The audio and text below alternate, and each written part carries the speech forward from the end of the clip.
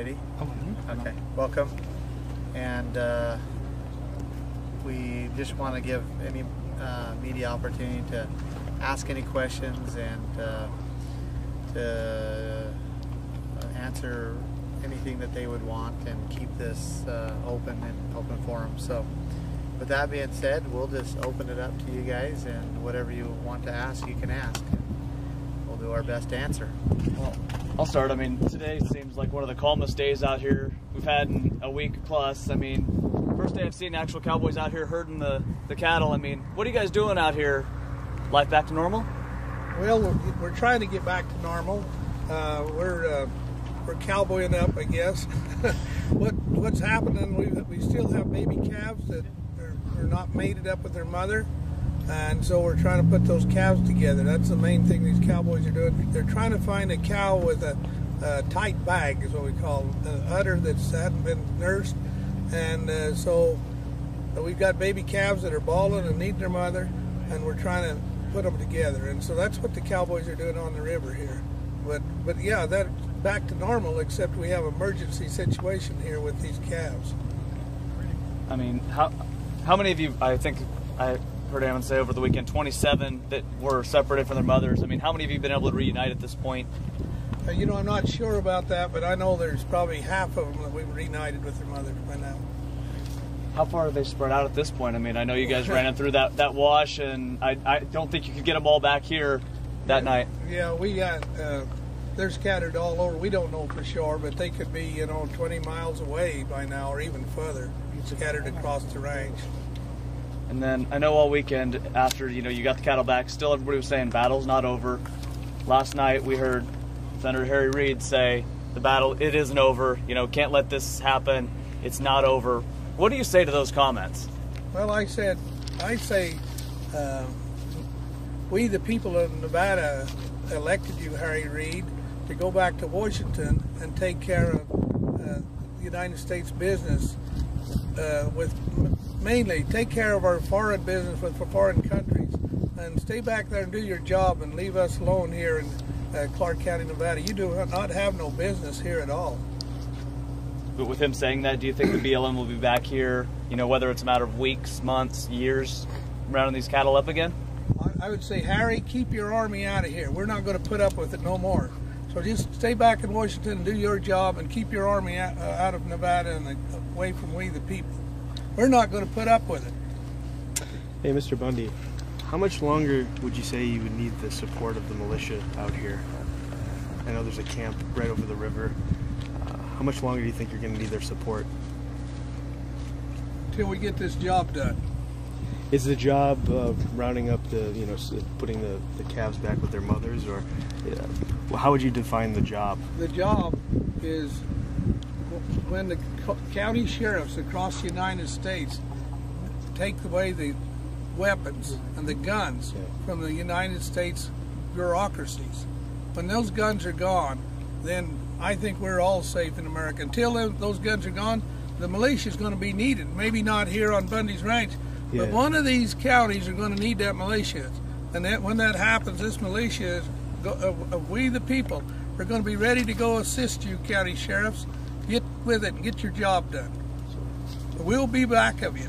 All of America will be back of you. I want to just define militia, because a lot of people get militia. Well, a militia is a volunteer army of the people. That's what militia. Militia, if you go to the Constitution, you will see militia in there many times, and their purpose is when the government has not done its job, then the militia or the people or the army of the people have to stand and do it. And that's what there are. Let's not turn this into something that it's not. They are the army of the people, and we use them on last resort. Our Constitution talks about our individual rights, and that's who's standing here is individuals, not Cliven Bundy or a Bundy Ranch. It's the individual that stands here.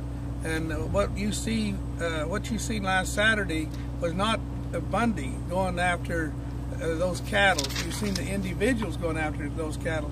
You've seen the individuals faced with the United States guns pointing at them. And that's a disaster in America. How could that ever happen here in America? And we the people are not going to put up with that no more. We're going to take our sheriffs wherever we are. There's like 3,100 sheriffs across the United States. You sheriffs, get the job done and disarm this army. We can't handle this kind of abuse in America no more. We won't handle it.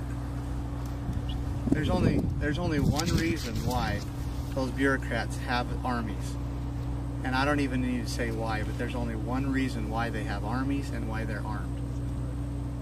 I can say why, because they've never been challenged, but they are scared of we the people. And now they have a reason to be scared because they see what we the people will do when they push us in a corner. And they daren't sure had us push in the corner when they had those high-powered rifles pointed at our heads. And we the people didn't blink. We went right forward and we went right through them and we run those people out of town. But one problem was the county sheriff didn't finish his job. In fact, he didn't do it at all. And he didn't take those arms away from those people. And that's all the people asked to start with. If the county sheriff had took those arms away, we the people wouldn't have had to face those arms. So that's the people asked Clark County Sheriff Doug Gillespie to take the arms away and bring them and put those arms in the bottom of that, in front of that flag, below that flag, and he didn't do it. I don't think he even attempted to do it. So we the people had to go and do it for him. And those elderly ladies, I got mad, or they got mad at me when I called them elderly. I called them old, and they didn't like that either. But those young ladies, let's put it that way, had to go do the governor's job. They had to open the gates and let those cattle back out to their habitat. Now that job was the governor's, because I know that the governor knew about this action back in February. And he could have stopped this any time. He could have pulled his brand inspectors out. He could have pulled his highway patrol away from here, but he didn't do nothing. He could have stopped this. But he didn't say no. He allowed it to happen to this point too. So it wasn't only the sheriff that caused this. It was the governor of Nevada, Sanderborn, caused this and allowed it to happen in Nevada. I know you said some of your goals: getting the fee gates removed from Lake Mead, Red Rock, getting the BLM disarmed, and getting the state of Nevada to take back this land from the federal government. Do you think you'll see any of those accomplished in your lifetime or your children's lifetime? I hope I see it done before the day's over. I'll tell you one thing, county commissioners are meeting right now, and they wanted to know what I wanted, what needed to be done. I said, well, tear down those entry gates, toll stations. Just go ahead and tear them down. That's the county commissioner's job. They have the control over the equipment. They have the control over the men. Get the job done. Isn't that what we the people ask? Yeah. You know, some people say, well, that's pretty radical, and I thought that pretty radical too. But let me tell you, there's a young boy here just about a month ago, got shot to death by BLM officers. And far as I could tell, in my opinion, that boy wasn't doing nothing. He was walking up the road and maybe needed a drink or maybe needed a little information on where he was going. And they shot that boy dead. Now those people, if they didn't have guns, they'd have been serving that boy, not shooting that boy.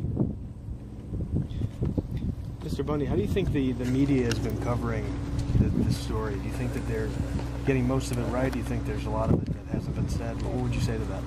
You know, the only thing I can say is the media has been good to this cause, and the fact you've been here, and I've enjoyed that you've been here. For it, no, and I haven't had time to read a paper, look at the news. I don't even know who's on the headlines or the front lines, and so I'm sorry I can't answer that. But yeah. I hope they've been fair, and I hope they understand what we're here for and why we're here. Yeah. Have you slept much in the last long Well, day? I got my voice back a little bit, and yeah, I've been getting a couple hours sleep, except for a couple nights. Yeah, absolutely.